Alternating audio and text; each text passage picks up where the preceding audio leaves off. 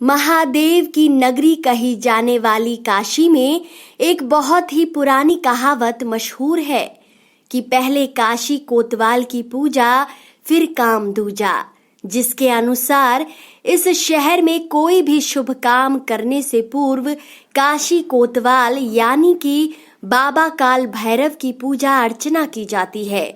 काशी के राजा भले ही बाबा विश्वनाथ हैं, लेकिन काशी नगरी में काल भैरव की ही मर्जी चलती है। और तो और यहाँ महादेव की पूजा करने से पहले काल भैरव की ही पूजा की जाती है। काल भैरव को काशी का कोतवाल कहा जाता है। मान्यता है कि इस शहर में भैरव बाबा की मर्जी के बिना कुछ भी नहीं होता है और पूरी नगरी की देखरेख बाबा के हाथों में ही है। काशी के लोगों का यह भी कहना है कि बाबा विश्वनाथ के मंदिर के पास एक कोतवाली भी है, जिसकी रक्षा स्वयं काल भैरव करते हैं और इसका उल्लेख महाभारत और उपनिषद में भी मिलता है। आज की इस वीडियो में हम आपको बताएंगे कि बाबा काल भैरव काशी के कोतवाल कैसे बने। बाबा काल भैरव के काशी के कोतवाल बनने की पौराणिक कथा। काल भैरव के काशी के कोतवाल बनने के पीछे एक पौराणिक कथा प्रचलित है, जिसके अनुसार एक बार भगवान विष्णु और ब्रह्मा जी के बीच बहस होने लगी कि उन दोनों में से आखिर बड़ा और शक्तिशाली कौन है। इस विवाद के बीच जब महादेव की चर्चा हुई तो ब्रह्मा जी के 5वें मुख ने महादेव की आलोचना कर दी, जिसे सुनकर महादेव बहुत क्रोधित हो गए और महादेव के इसी गुस्से से काल भैरव का जन्म हुआ।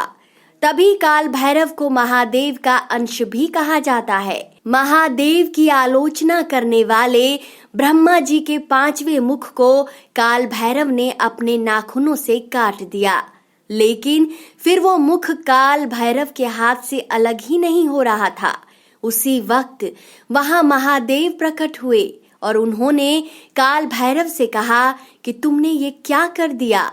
अब तुम्हें ब्रह्म हत्या का दोष लग गया है और इस दोष को मिटाने का एक ही तरीका है कि तुम एक आम व्यक्ति की तरह तीनों लोकों का भ्रमण करो और जिस स्थान पर ब्रह्मा जी का ये 5वां मुख तुम्हारे हाथ से छूट जाएगा, वहीं पर तुम इस पाप से मुक्त हो जाओगे।